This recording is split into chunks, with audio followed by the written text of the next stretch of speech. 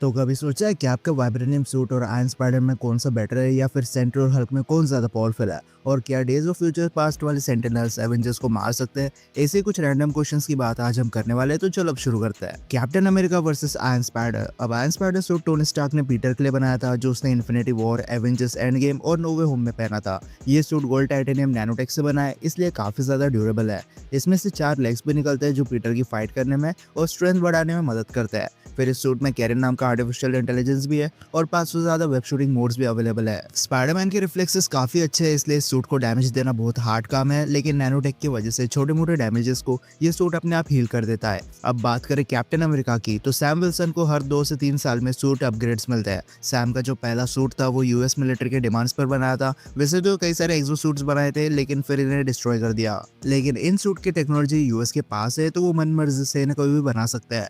पर सिचुएशन के चलते फैल्कॉन को वाइब्रेनियम से बना एक्सो सूट मिला, जो अब सैम की कैपेबिलिटीज को और ज्यादा एनहांस कर देता है। जैसे अब सैम स्पीड ऑफ साउंड से ज्यादा फास्ट ट्रेवल कर पाता है। इसका हेलमेट नैनोटेक से बना है, वाइब्रेनियम शील्ड भी देखने मिल जाती है, और ये सूट भले फैब्रिक से बना है, लेकिन सैम की थोड़ी बहुत स्ट्रेंथ और ड्यूरेबिलिटी लेवल्स भी बढ़ जाते हैं। फिर इस सूट के जो विंग्स है, अब वो सैम को प्रोटेक्ट करने के लिए अपने आप मूव करते हैं, या फिर सैम अपने थिंकिंग से भी इन्हें कंट्रोल कर पाता है। अब ये विंग्स काइनेटिक एनर्जी को एब्जॉर्ब करके रिलीज कर सकते हैं। सेम वही टेक्नोलॉजी जो हमें ब्लैक पैंथर के सूट में देखने मिलती है। फिर आता है रेड विंग, जो सूट के अंदर का एक ड्रोन होता है। ये एआई का यूज करके अपने एनिमी पर खुद होकर अटैक कर देता है, और कई मोमेंट्स पर ये सैम के लिए एक साइड किक की तरह भी काम करता है। अब जब ये दोनों फाइट करेंगे, तब हमें कई सारे एडवांटेजेस देखने मिलेंगे। जिसे डिफेंसेस में विंग्स काइनेटिक एनर्जी को अब्जॉर्ब कर सकते हैं, जबकि आयरन स्पाइडर के पास सेल्फ रिपेयरिंग आर्मर है। ऑफेंसिव में सैम अपने वाइब्रेनियम ब्लेड्स को फेंक सकता है, शील्ड भी फेंक के मार सकता है, और एनर्जी प्रोजेक्शन भी हो जाती है।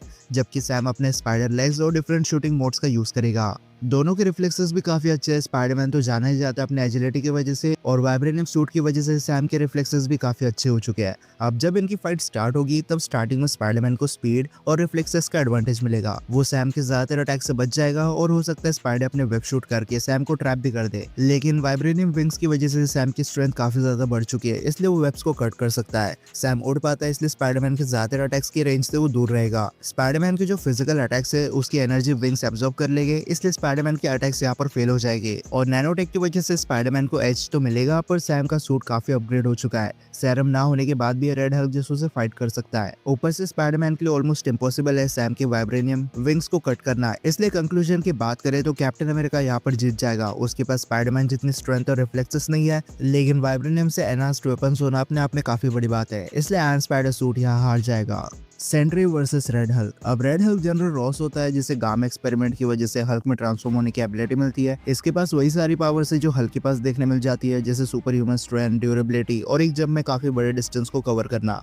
लेकिन इसके पास कुछ एडिशनल पावर्स है, जैसे अपने बॉडी से हीट प्रोड्यूस करता है और किसी भी टाइप की एनर्जी को अब्जॉर्ब कर लेता है। पर ये हीट जनरेशन और एब्जॉर्प्शन वाली एबिलिटी सिनेमैटिक यूनिवर्स में हमें देखने नहीं मिलती। इसके बाद रेड हल्क काफी पावरफुल बींग्स के साथ फाइट करके उन्हें बीट कर चुका है, जैसे हल्क, थॉर, इवन वॉचर को भी रेड हल्क ने कूट दिया था। बस इसकी एक वीकनेस है कि अगर रेड हल्क की बॉडी लिमिट से ज्यादा ओवर हीट हो जाए, तो ये अपनी सारी एनर्जीज लूज कर देता है, और इस टाइम पर इसे मारना काफी आसान काम है। अब सेंट्री की बात करें तो इसे एडवांस सुपर सोल्जर सेरम से अपनी पावर्स मिली है, पर एक नॉर्मल सुपर सोल्जर के कंपैरिजन में सेंट्री के पास बहुत सारी पावर्स है। जैसे इसके पास 1 मिलियन एक्सप्लोडिंग सन्स की पावर्स है, ये इमॉर्टल है, इसलिए हमेशा के लिए इसे मारना इम्पॉसिबल है। फिर मॉलिक्यूल मैनिपुलेशन और लो लेवल रियलिटी मैनिपुलेशन भी देखने मिल जाती है। सेंट्री मार्वल के सबसे पावरफुल हैवी हिटर से फाइट कर चुका है, जैसे World War Hulk, god of war Ares को तो चीर दिया था। थॉर के साथ सेंट्री की कई बार लड़ाई हो चुकी है। फिर सेंट्री अपनी एनर्जी रिलीज करके वर्ल्ड्स तक को डिस्ट्रॉय कर सकता है। बस सेंट्री की एक वीकनेस है कि इसकी मेंटल स्टेट बहुत ज्यादा खराब है, इसलिए माइंड मैनिपुलेशन करके इसे बीट कर सकते हैं। साथ में वॉइड की वजह से सेंट्री कई बार अपने बॉडी पर से कंट्रोल खो देता है, जिसकी वजह से सेंट्री और ज्यादा मेंटली हरास होता है। लेकिन जब ये दोनों फाइट करेंगे, तब रॉ पावर और स्पीड का क्लियर एडवांटेज सेंट्री को मिलेगा। सेंट्री वर्ल्ड वॉर हल्क से फाइट कर चुका है, जो रेड हल्क के कंपैरिजन में काफी पावरफुल था, और सेंट्री लाइट स्पीड से मूव करता है, जबकि रेड हल्क इतना फास्ट नहीं है। इसलिए जब तक रेड हल्क सेंट्री पर अटैक करने की सोचेगा, तब तक सेंट्री कई सारे पंचेस घुमा चुका होगा। ये बात अलग है, रेड हल्क की एनर्जी एब्जॉर्प्शन पावर सेंट्री की सन पावर उसको एब्जॉर्ब कर सकती है। बट अगेन सेंट्री ने एक बार एब्जॉर्बिंग मैन को बीट कर दिया था और इसकी तो कोई लिमिट भी नहीं थी एनर्जी एब्जॉर्ब करने की। रेड हल्क सिर्फ एक लिमिटेड अमाउंट ऑफ एनर्जी को एब्जॉर्ब कर पाएगा, इसलिए अगर सेंट्री ने एक्सप्लोडिंग सन्स की पावर यूज कर दी तो अपना रेड हल्क ओवरहीट होकर नॉकआउट हो जाएगा। इसलिए एक डायरेक्ट एनकाउंटर होता है तो रॉ पावर और एबिलिटीज की वजह से सेंट्री आराम से विनर बन जाएगा। लेकिन रेड हल्क एक स्मार्ट बीइंग है, इसलिए अगर वो किसी तरह सेंट्री को मेंटली मैनिपुलेट करता है तो वो सेंट्री को टेक डाउन कर सकता है। लेकिन अगर सेंट्री बॉडी में ट्रांसफॉर्म हो गया तो रेड हल्क के लिए बहुत बड़ी प्रॉब्लम क्रिएट हो जाएगी। रेड हल्क इससे जितना दूर रहेगा उतना बेटर है, क्योंकि एक बार वॉइड ने हल्क को पकड़ के उसके सारे बोन्स को ब्रेक कर दिया था और हल्क को कई महीने लग गए थे खुद को हील करने में। और सेम सीन रेड हल्क के साथ भी हो सकता है, इसलिए रेड हल्क कोई मैच नहीं है वॉइड के लिए। बेसिकली सेंट्री हमेशा से सुपीरियर देखने मिलता है रेड हल्क से, और अगर इनकी फाइट होती है तो सेंट्री विनर बन जाएगा। वैसे कॉमिक्स में ये दोनों फाइट कर चुके हैं और यहाँ रेड हल्क ने सेंट्री को बीट कर दिया था, पर इस समय रेड हल्क कॉस्मिक पावर से एनहांस हो चुका था। Okay, next question, why no hype for Galactus. अब जब से फैंटास्टिक फोर का ट्रेलर रिलीज हुआ है तब से मैं ये क्वेश्चन रोज देख रहा हूँ कि गैलेक्टस की हाइप क्यों नहीं है, क्योंकि अगर हम नल या थैनोस जैसों को उठाकर देखें तो इनकी हाइप बहुत ज्यादा बन गई थी। वेनम 3 को तो नल के भरोसे रहकर मार्केट किया गया था, लेकिन गैलेक्टस दूसरे सुपर विलन्स की तरह नहीं है। 1960s की स्टोरी है, इसलिए गैलेक्टस का साइज हमें छोटा देखने मिला। ऊपर से ये क्लियर लुक नहीं है, जिसकी वजह से जो सुपर फैंस कॉमिक नहीं पढ़ते उन्हें पता ही नहीं कि है कौन। फिर गैलेक्टस का बिल्डअप होना भी बाकी है। थैनोस को कई साल लग गए थे एमसीयू के थ्रू फेमस होने में, और वेनम 3 आने से पहले नल कॉमिक्स में काफी पॉपुलर रह चुका है। पर गैलेक्टस एक वर्ल्ड डिस्ट्रॉयर है, लेकिन उसकी सूप्स के साथ कोई दुश्मनी नहीं है, वो बस अपना पेट भरने के लिए प्लैनेट्स को खाता है। अगर वो ऐसा नहीं करेगा तो यूनिवर्स का बैलेंस भी बिगड़ जाएगा। फिर अब फैंस को पता है कि डूम्सडे और सीक्रेट वॉर में गैलेक्टस से ज्यादा पावरफुल सुपर विलन्स हमें देखने मिलने वाले हैं। फिर भी गैलेक्टस की हाइप और अच्छी खासी बन जाएगी कुछ टीवी स्पॉट्स और ट्रेलर आने के बाद।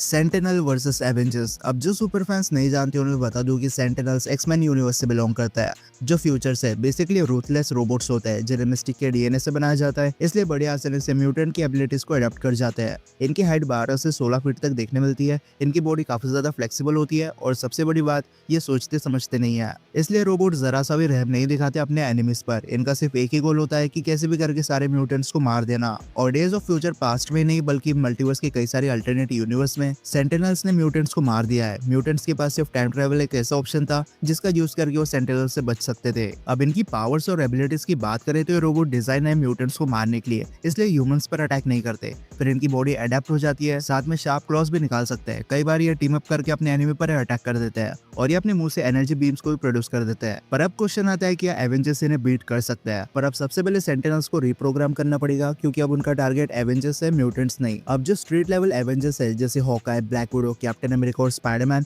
इन सब के पास लिमिटेड अमाउंट ऑफ स्ट्रेंथ और रेंज ऑफ अटैक्स है। हॉकाई और ब्लैक विडो के वेपन से सेंटिनल्स बहुत जल्दी अडॉप्ट कर जाएंगे। कैप सिर्फ एक शील्ड के भरोसे रहकर इन्हें नहीं मार पाएगा। मान लेते कैप अपने टेक्टिकल इंटेलिजेंस का यूज करके एक सेंटिनल को नॉकआउट भी कर देता है, लेकिन अगर सेंटिनल्स ने टीम अप कर दिया या फिर एनर्जी बीम प्रोड्यूस करना शुरू कर दी तो कैप वही मेल्ट हो जाएगा। स्पाइडरमैन ज्यादा से ज्यादा अपने वेब से इन्हें एक जगह ट्रैप कर सकता है, बट सेंटिनल्स अपनी स्ट्रेंथ का यूज करके इन वेब्स को ब्रेक कर सकते हैं। साथ में स्पाइडरमैन के पास ऐसा कोई भी डिस्ट्रक्टिव अटैक नहीं है जिसका यूज करके वो इन रोबोट्स को बीट कर सकता है। फिर एंटमैन की बात करें तो साइज मैनिपुलेशन करके काफी हद तक सेंटिनल से जिंदा बच सकता है, पर एंटमैन के पास ऐसी वेपनरी और अटैक्स नहीं है जिससे वो सेंटिनल्स को मार सकता है, इसलिए एक टाइम के बाद रोबोट्स इसे भी पकड़ के मार देंगे। अब टोनी स्टार्क एक जीनियस है, लेकिन अगर ये रैंडमली सेंटिनल से फाइट करेगा तो पक्का मारा जाएगा। कोलोसस की बॉडी फुल मेटल से बनी थी, तब भी सेंटिनल्स ने उसे तोड़ के फेंक दिया। और टोनी स्टार्क का आर्मर भले ही नैनोटेक से बना है, लेकिन उसकी भी एक लिमिट है। एक स्पेसिफिक अमाउंट ऑफ डैमेज के बाद वो भी टूटना शुरू हो जाता है, और आयरन मैन के सारे वेपन से सेंटिनल अडैप्ट हो जाएंगे। इसलिए अब टोनी स्टार्क के पास सेंटिनल्स को सिर्फ हैक करने का रास्ता बचा है। अगर टोनी स्टार्क कैसे भी करके इन रोबोट्स को हैक करता है तो उसके बाद ये सब टोनी के ऑर्डर्स को फॉलो करेंगे। लेकिन हमें ये नहीं भूलना चाहिए कि सेंटिनल्स फ्यूचर में एग्जिस्ट करते थे, इसलिए इनके टेक्नोलॉजी ज्यादा एडवांस है।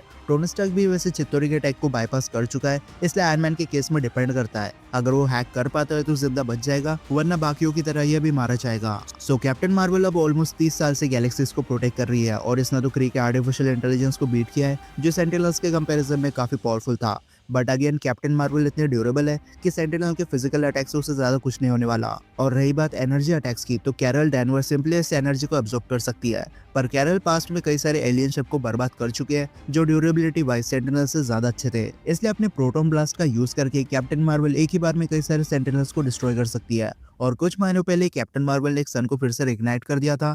तो अगर सेम लेवल की एनर्जी कैप्टन मार्वल सेंटिनल्स पर यूज करेगी तो ये सब एक लिमिटेड अमाउंट ऑफ हीट के बियॉन्ड एडेप्ट नहीं हो पाएंगे और सारे मेल्ट होना शुरू हो जाएंगे। इसलिए कैप्टन मार्वल अकेले सेंटिनल्स को बीट कर सकती है। अब हल्क एवेंजर्स का हेवी हिटर है जिसकी स्ट्रेंथ लेवल गॉड से मैच करती है, और अगर हल्क लेवाइथन को एक पंच में नॉकआउट कर सकता है तो सेंटिनल्स को भी अपने स्ट्रेंथ से तोड़ देगा। पर सेंटिनल्स एनर्जी अटैक्स करने के साथ अपने एनिमी के अकॉर्डिंग एडेप्ट करते हैं, इसलिए हो सकता है हल्क एक दो सेंटिनल्स या फिर 6-7 रोबोट्स को आराम से टेक डाउन कर ले। लेकिन अब सेंटिनल्स हल्क की स्ट्रेंथ से अडेप्ट हो चुके होंगे, और अगर 100-200 रोबोट्स ने हल्क पर एक साथ अटैक कर दिया उसके बाद हल्क अकेला इतने सारे रोबोट से नहीं निपट पाएगा। इसलिए डिपेंड करता है हल्क कितने सेंटिनल से फाइट करता है। अब थॉर को बचपन से वॉरियर बनने की ट्रेनिंग मिली है, ऊपर से गॉड ऑफ थंडर ने आज तक ना जाने कितने सारे एनिमी से फाइट की है। अगर सेंटिनल्स थॉर के सामने आ भी गए तो उसके लिए ये सब अल्ट्रॉन्स की तरह दूसरी रोबोट आर्मी है। अब थॉर के पास गॉडली वेपन्स है और एसगार्डियन बॉडी भी है, इसलिए इन रोबोट्स के फिजिकल अटैक से थॉर को कुछ नहीं होने वाला। और अगर बॉडी पर डैमेज हो भी गया तो थॉर अपनी लाइटनिंग पावर्स और स्टॉर्म ब्रेकर से खुद को हील कर देगा। थॉर को आर्मीज के साथ फाइट करने का अच्छा खासा एक्सपीरियंस है, इसलिए वो बड़े आसानी से सेंटिनल्स को टेक डाउन करेगा। स्टॉर्म ने अपनी लाइटनिंग पावर से कुछ सेंटिनल्स को डिस्ट्रॉय कर दिया था, और थॉर की लाइटनिंग तो ज्यादा डिस्ट्रक्टिव और मैजिकल है। पर अगर थॉर को ऐसा लगता है कि सेंटिनल मिडगार्ड पर ज्यादा प्रॉब्लम क्रिएट कर रहे हैं तो बायफ्रोस्ट चालू करके पूरे प्लैनेट को उड़ा देगा, जिसकी वजह से सेंटिनल के साथ एंटायर प्लैनेट भी खत्म हो जाएगा। इसलिए थॉर बड़े आसानी से मार देगा सारे सेंटिनल्स को। अब स्कारलेट विच और इन रोबोट्स के पावर लेवल में जमीन आसमान का डिफरेंस है। ये बंदी खुद की बॉडी को हील कर देती है, इसलिए सेंटिनल्स के ज्यादातर अटैक्स काम नहीं आने वाले। फिर सेंटिनल इस तरह डिजाइन नहीं किए हैं कि वो मैजिक से काउंटर कर पाए, इसलिए स्कारलेट विच अपने टेलीकिनेसिस से इन्हें ब्रेक कर सकती है। और अगर सेंटिनल्स की एंटायर आर्मी ने स्कारलेट विच पर अटैक कर दिया तो विच सिंपली रियलिटी मैनिपुलेट करके सारे सेंटिनल्स का एग्जिस्टेंस ही मिटा देगी। इसलिए सेंटिनल्स की एक नहीं चलने वाली वंडा के सामने। अब डॉक्टर स्ट्रेंज एक मास्टर ऑफ मिस्टिक आर्ट्स है, लेकिन इसकी बॉडी एक नॉर्मल ह्यूमन जैसी है, इसलिए इस फाइट में स्ट्रेंज को सेंटिनल के फिजिकल अटैक्स, उनकी एजिलिटी और एनर्जी बीम से दूर रहना होगा। पर अगर स्ट्रेंज थोड़ा डिस्टेंस बनाकर फाइट करता है तो ये बंदा सेंटिनल्स को इजीली डोमिनेट कर देगा। स्ट्रेंज चाहे तो सेंटिनल्स को किसी भी डायमेंशन में ट्रैप कर सकता है, जैसे मिरर या फिर डार्क डायमेंशन। और क्योंकि सेंटिनल्स प्रोग्राम हुए थे म्यूटेंट्स को मारने के लिए, इसलिए रोबोट स्ट्रेंज के एल्ड्रिच मैजिक से अडैप्ट नहीं कर सकते। स्ट्रेंज इल्यूजन बनाकर सारे रोबोट्स को ट्रिक कर सकता है और अपने कुछ डिस्ट्रक्टिव स्पेल का यूज करके सेंटिनल्स को भी तोड़ देगा। इसलिए स्ट्रेंज अगर एंटायर फाइट में सेंटिनल से फिजिकल फाइट ना करे और अपने ऊपर सरप्राइज अटैक ना होने दे तो सेंटिनल हार जाएगी स्ट्रेंज के आगे। सो अब कंक्लूजन की बात करें तो सेंटिनल्स म्यूटेंट्स के लिए एक नाइटमेयर है, लेकिन कुछ म्यूटेंट्स को साइड रखे तो एवेंजर्स की पावर लेवल काफी ज्यादा ऊपर स्केल करती है। इसलिए सेंटिनल से उन एवेंजर्स को इजीली टेक डाउन कर सकते हैं जो स्ट्रीट लेवल है। जैसे हैवी हिटर्स एवेंजर्स लड़ाई करेंगे सेंटिनल्स कमजोर होना शुरू हो जाएंगे, इसलिए एवेंजर्स सेंटिनल्स को टेक डाउन कर सकते हैं। लेकिन इसी के साथ आज के सारे रैंडम क्वेश्चंस यही खत्म होते हैं। अब अगर आपके पास ऐसे कोई क्वेश्चंस हो तो मुझे कमेंट सेक्शन में बता सकते हो।